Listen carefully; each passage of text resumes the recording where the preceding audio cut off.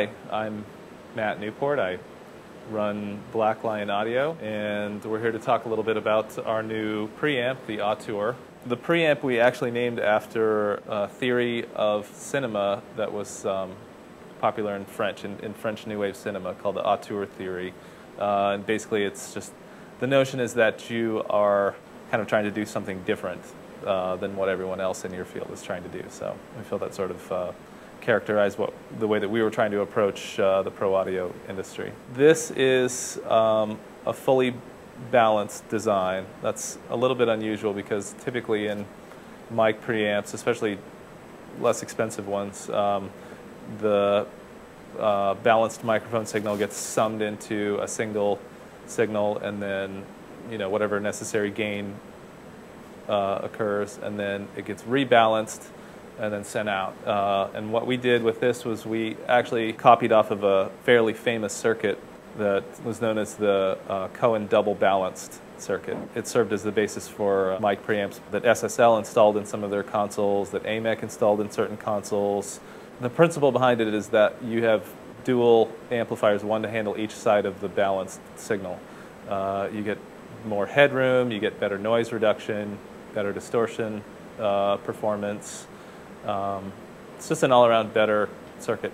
The cool thing is that it's actually not that expensive to make. What we did was we took the basic idea and modified it a little bit for our purposes. Really liked the way that it sounded, but just on a whim, I threw a 600 ohm transformer on the output and was just really thrilled with the end result. So we decided to manufacture it that way. To start out with, we've got our input stages, one for each channel, of course. Phantom power blocking circuit, so that the phantom power gets fed out through here but doesn't make it past here. These are our amplifier stages. One stage handles gain, and the next stage, its purpose really is to provide further common mode rejection, and then help drive the transformer. So the cool thing about this transformer is that it's not that hard to make a good 600 ohm to 600 ohm transformer. It doesn't really present any design challenges like maybe a 1 to 10 or something. So this is a grain-oriented silicon steel.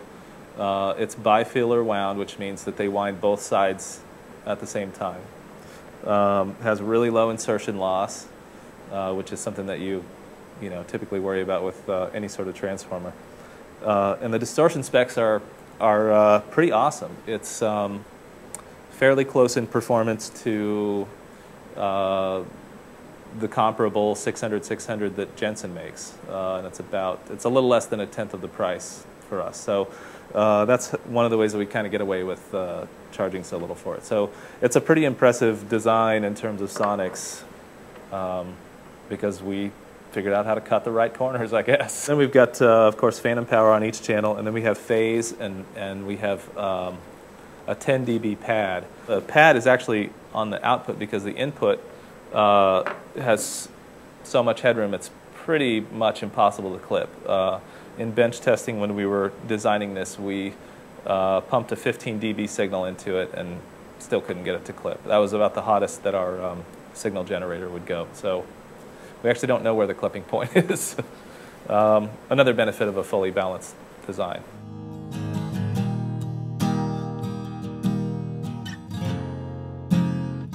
One of the ways that we tend to approach marketing this stuff, since we don't have much of a budget, we can't really take out a full-page ad in like Mix or something like that, is we'll kind of try to give people an idea of how this performs in relationship to other pieces of equipment. We'll often record A/B samples for people to listen to comparatively.